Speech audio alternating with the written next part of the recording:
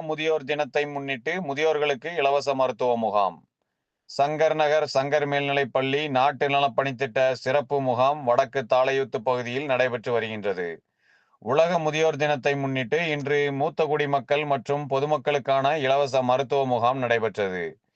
நிகழ்ச்சிக்கு பள்ளி தலைமை ஆசிரியர் ரங்கநாதன் தலைமை தாங்கி மருத்துவ முகாமை தொடங்கி வைத்தார்.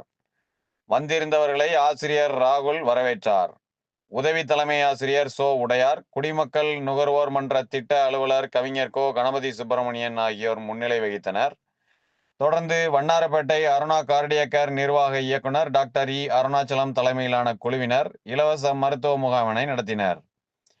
அருணா கார்டியக்கர் முகாம் மேலாளர் முருகன் ஆகியோர் கலந்து கொண்டனர். உலக முதியோர் தினத்தை முன்னிட்டு வடக்கு தாளையூத்து பகுதியில் உள்ள முதியோர்கள் மற்றும் பொதுமக்களும் இரத்தத்தில் சர்க்கரை அளவு, ஆக்சிஜன் அளவு, இரத்த அழுத்தம் ஆகிய பரிசோதனை செய்யப்பட்டு மருத்துவ ஆலோசனைகளும் வழங்கப்பட்டது.